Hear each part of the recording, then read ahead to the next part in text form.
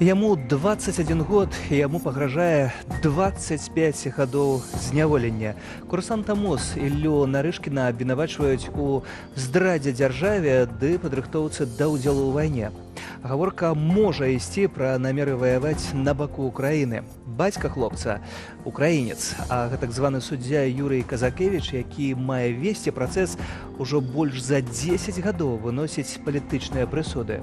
Вось ён, прыклад, калі рэжым распраўляецца з мінімальнай пагрозай, без сумневу сталінскімі тэрмінамі. Вітаю ў аб'ектыве, Сергей Падсасонны.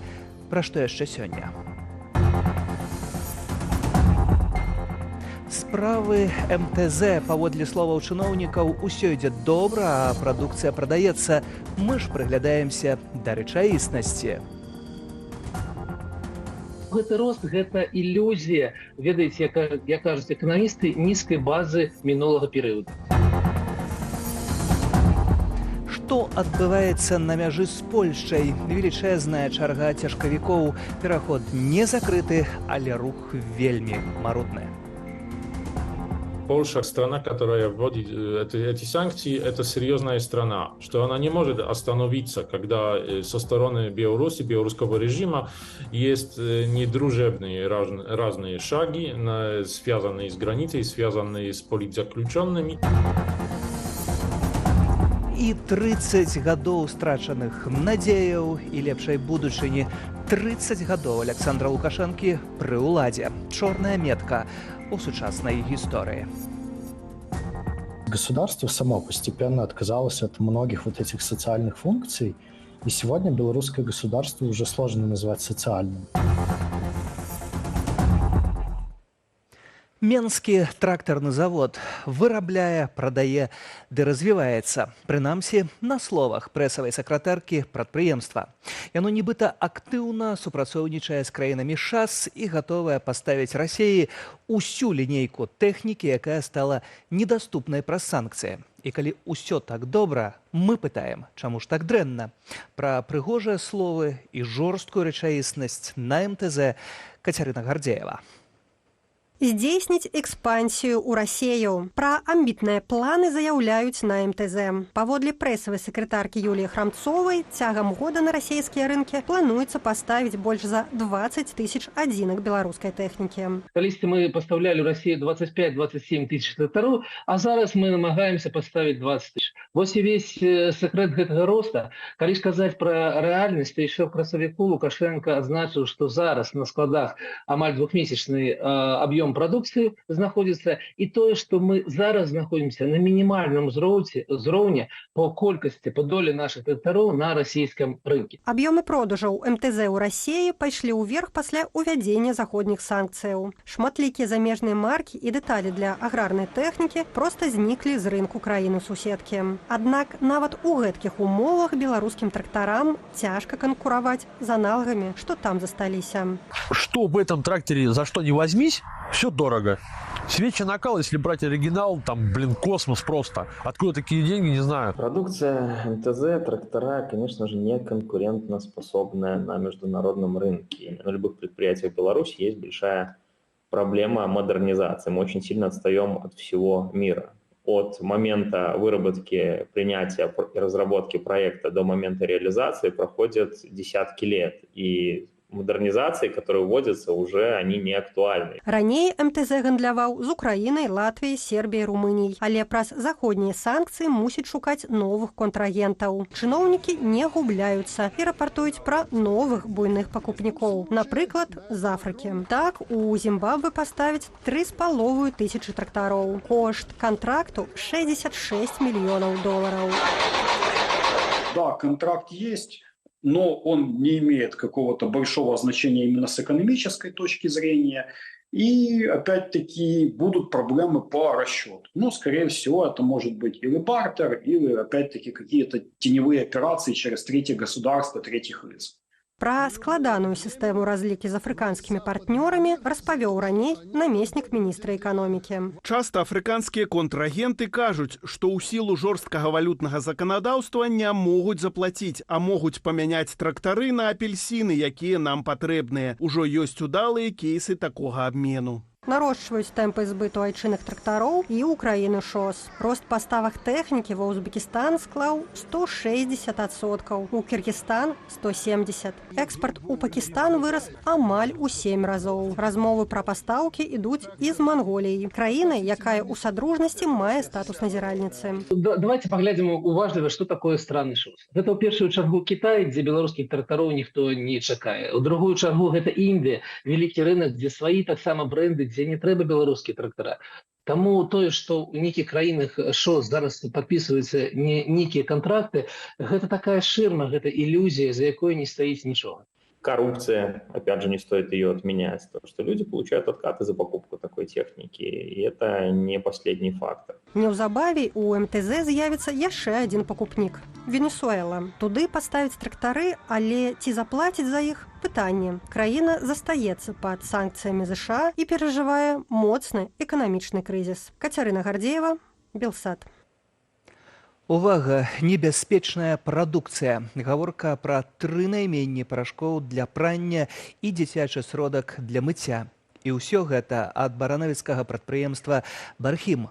У рэестр небяспечнай прадукцыі вырабы ўнёс Дзяржстандарт, пры тым, што прадпрыемства атрымала фінансаванне з дзяржбюджэту на імпартазамяшчэнне і абяцала ў 15 разоў павялічыць аб'ём вытворчасці мыйных сродкаў.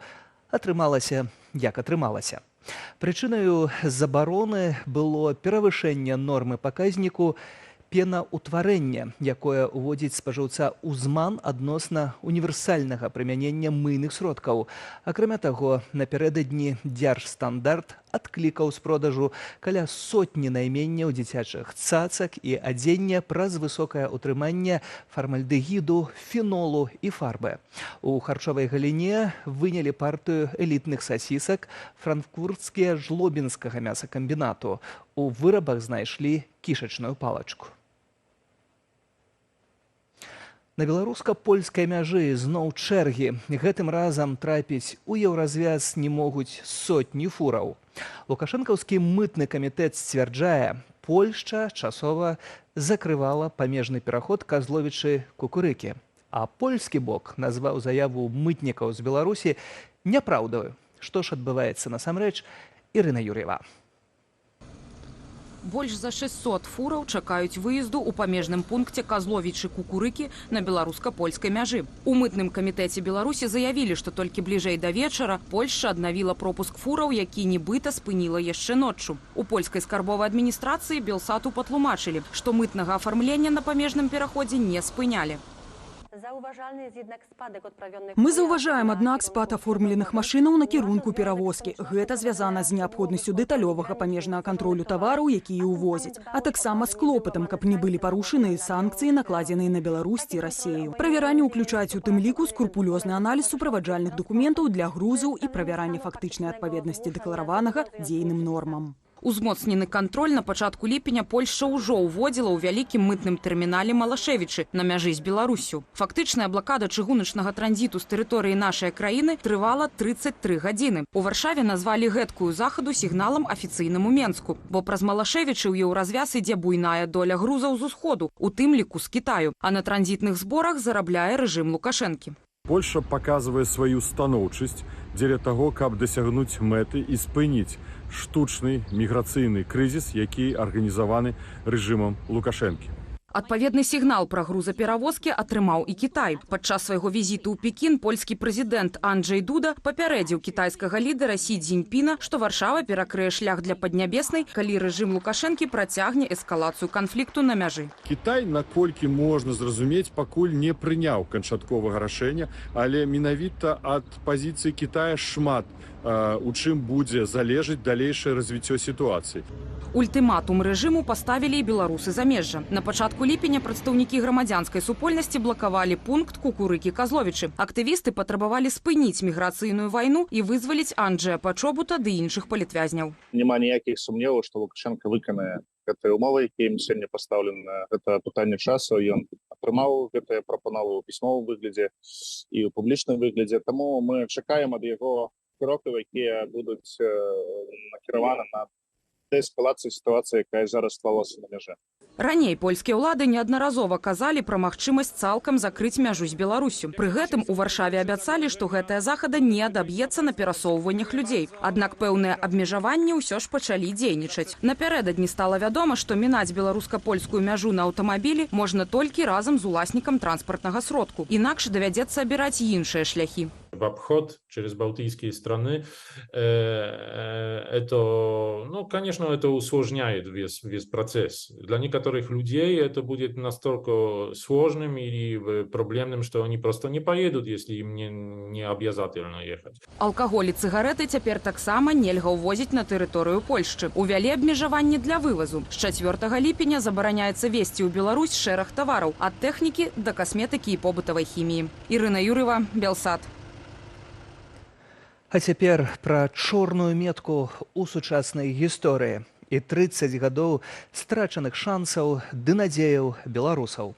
10 ліпеня 1994 года Александр Лукашенко выйграў другі тур прэзідэнцкіх выбараў, а далей пачаўся шлях ад дырэктара Саўгасу да апошняга дыктатара Еўропы.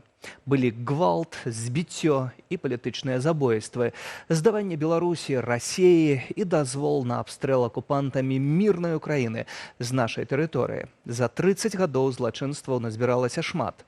І пакуль без адказнасці. Шлях дыктатара даўжынёю ў 3 дэкады у наступным матэрыяле.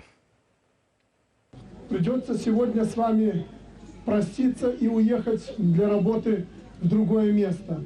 Вдруг не получится. Без аховы пад шчырыя воплескі праводзіў Лукашенко сваю першую выбарчую кампанію. Роўна 30 гадоў таму адбыўся другі тур прэзідэнцкіх выбараў, на якім ён перамог Вячеслава Кебіча. Выступаў тады Лукашенко з дэмакратычнымі лозунгамі. Средства массовой информации должны быть различными. Пусть будет и государственным, пусть будет не государственным. 39-гадовы Лукашенко ўвесь час падкрэсліваў маладосць сваю і сваёй каманды і гэтым пацэліў у чаканні людзей. У 1994 годзе быў вялікі запыт на перамены. Перашкодай, тромбам для пераменаў была партыйная номенклатура. А які яе партрэт? Это мужчына пенсійнага ўзроста. Лукашенко абяцаў знішчыць карупцыю. Менавіта з пасады кіраўніка антыкарупцыйнай камісіі Верховнага Савету Беларусі ён прыйшоў на прэзідэнцтва. Добросумленно выконваць ускладзеныя на мяне высокія абавязкі. Стаўшы прэзідэнтам, імідж дэмакрата Лукашенко адкінуў, некалькі разоў перапісаўшы пад сябе канстытуцыю і забраўшы ўсю ўладу. Пры гэтым выступаў перад народам у нязменным вобразе. Спартовы, энергічны, аточаны прыгожымі дзяўчатамі. Быццам усё яшчэ мае 39. Да чаго это прыводзіць? Я сам ведаю сітуацыі, калі школьнікаў заганяюць на гэтыя публічныя мерапрыемствы, якія павінны засведчыць вобраз Лукашэнкі спартоўца мачо, а на выніку яны насміхаюцца, яны яго парадзіруюць, і вынік абсалютна іншы. Актуальным застаўся імідж змагара з карупцыяй. Публічныя разносы і пакаранні чыноўнікаў адбываюцца рэгулярна. Гэтак жа, як раней, разлічвае Лукашенко і на народ. Я тут особо не парюсь по поводу того, вы меня поддержите там или нет. Я договорюсь с белорусским народом. Я договорюсь, я найду с ним общий язык. Але за 30 гадоў не толькі пастарэў і змяніўся Лукашенко, змяніўся і народ. В белорусском обществе уже больше 50% людей не принимают вот этот старый социальный контракт, который предлагал Лукашенко, благополучие, стабильность взамен на отсутствие гражданских свобод, возможности личной инициативы и так далее. Больш стала і людзей з дэмакратычнымі каштоўнасцямі. Гэтыя змены паказалі выбары ў 2020-м. Ён палітычна, як дыктатар, не можа сабе з гэтым пагадзіцца і выдумляе розныя рэчы, звязаныя з тым, што гэта была вялікая памылка народа. Яму голову там тэлеграм-каналы задурылі. Сёння на імідж дыктатара працуюць і дзяржаўная прапаганда. На колени все белорусы встанут и будут просить батьку остаться в 25-м году на выборах. Вот реально, на колени встанем и будем просить. И праўладныя партии, и праўладныя творцы.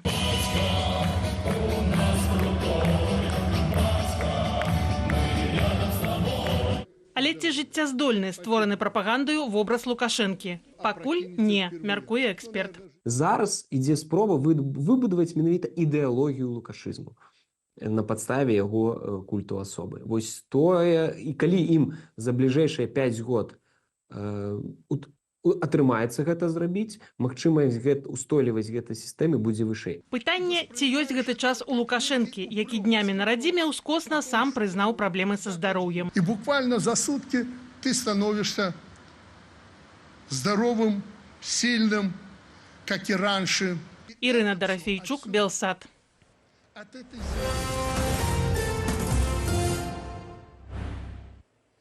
Самолеты F-16 ужо гэтым летам ва ўкраінскім небе, а Вялікая Брытанія дае дазвол Кіеву на выкарыстанне ракетаў «Шторм Шадоу» па аб'ектах у Расіі. Украіна можа і спыніць Пуціна, дэкларуе Джо Байден, а разам з гэтай заявай гучыць абяцанне амерыканскага прэзідэнта перадаць Кіеву сучасныя комплексы супрацьпаветранай абароны. Такія першыя вынікі саміту НАТО ў Вашынгтоне. Падрабязней Руслан Ігнатовіч.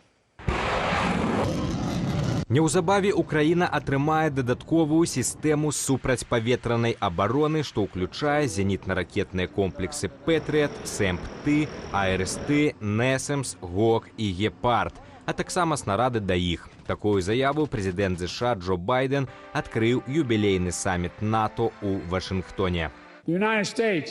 Злучаныя Штаты, Нямецчына, Нідерланды, Румынія і Італія перададуць Украіне 5 дадатковых стратэгічных сістэмаў СПА цягам найбліжэйшых месяцаў. Акрамя гэтага, ЗША і нашыя партнёры маюць намер перадаць Украіне дзясяткі дадатковых тактычных сістэмаў супрацьпаветранай абароны. ЗША паклапоціцца, каб пры экспарце крытычна важных перахопнікаў Украіна выйшла на перадавую.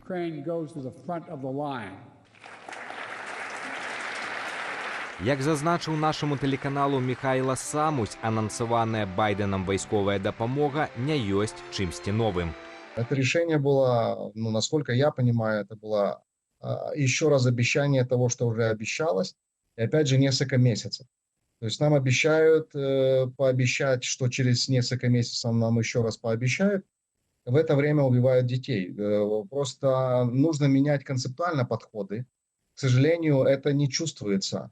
А што ж можа быць такою зменою ў падыходах падтрымання Украіны? Если бы президент Байден четко заявил, что Соединенные Штаты снимают любые ограничения по применению вооружений, которые Соединенные Штаты или союзники передают американское вооружение Украине, это был бы прорыв, действительно. Тое, што не агучылі Злучаныя Штаты, зрабіла Вялікая Брытанія. Прэм'ер-міністр Кір Стармер дазволіў Украіне наносіць удары ў глыбіню Расіі крылатымі ракетамі «Шторм Шадоу» з удакладненнем, што гэта мусіць адбывацца паводле міжнароднага права. Захад паказвае сваю рашучасць, паслядоўнасць, гатоўнасці надалей Украіну падтрымліваць, а не проста неякось такі лёгка зліваць.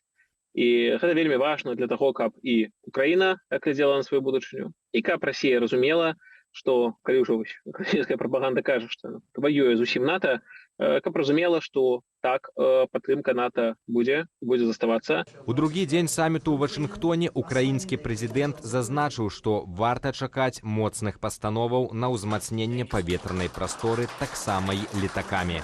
Будзе. У прыватнасці, неўзабаве пастанова наконт F-16. Павялічваем колькасць самалётаў, даступных Украіне. Будуць зараз і 2 новыя дамоўленасці для бяспекі. У гэтых дамовах падтрыманне санкцыяў супраць Расіі, падтрыманне нашага ўваходу ў Еўрапейскі звяз і НАТО, падтрыманне нашай абароны, нашых ваяроў і ўсіх нашых людзей. І пастановы не давялося доўга чакаць. Дзяржсакратар ЗША Энтані Блінкен паведаміў пра тое, што Данія і Нідерланды распачалі перадачу знішчальнікаў F-16 Украіне. Руслан Ігнатовіч, Белсат. Застаемся за акіянам. На саміце НАТО ў Вашынгтоне гучыць таксама пра Беларусь. Удзельнічае ў грамадскім форуме Альянсу Святлана Ціхановская. Абраная прэзідэнтка ўжо сустрэлася з міністркай замежных справаў Канады Мелані Жалі. Абмеркавалі падтрыманне беларускіх незалежных медыяў, санкцыі, а таксама прыцягнення да адказнасці рэжыму. Святлана Тихановская распавяла і пра сітуацыю з палітвязнямі, у прыватнасці пра тых зняволеных, якіх утрымліваюць у інфармацыйнай ізаляцыі. А напярэдадні саміту беларуская лідарка і кангрэсвумен Нэнсі Пелоусі напісалі разам калонку для Washington Post. У сваім матэрыяле яны акцэнтуюць увагу на падтрыманні дэмакратычнага руху ў Беларусі і заклікаюць узмацніць ціск на Лукашэнку і Пуціна. Змяняем тэму. Зіхатлівы аб'ект незвычайнай форме ў небе. Гэткую карціну ўначы маглі назіраць жыхары Воршы, Магілёва, Берасця ды некаторых іншых беларускіх гарадоў і мясцовасцяў. У сацыяльных сетках з'явіліся фотаздымкі і відэа, а каментары нават задаліся пытаннем: няўжо НЛА? Пра тое, што ж бачылі ў начным небе беларусы ды жыхары некаторых іншых еўрапейскіх краінаў, распавядзе Мікіта Семяненка. 2, 1, топ! Французская Гвіяна, 9 ліпеня, палёт першай за дзесяткі гадоў ракеты еўрапейскага касмічнага агенцтва «Арыян-6». Яна мае замяніць сваіх папярэдніц, цяжкія ракеты «Арыян-5» для вывучэння глыбокага космасу. Номінал. Запуск «Арыян-6» меўся адбыцца яшчэ 4 гады таму, але неаднаразова пераносіўся. У стварэнні ракеты ўзялі ўдзел 13 краінаў еўразвязу. Кошт праекту больш за 4 мільярды еўраў. Для нас вельмі важна, каб Еўропа мела аўтаномны доступ да космасу і была здольная ствараць новыя развязанні. Гэтак і ў выпадку з «Арыян-6». Гэта вельмі важны для нас дзень, таму што калі ўсё атрымаецца, як мы спадзяемся, цяжкія часы скончацца.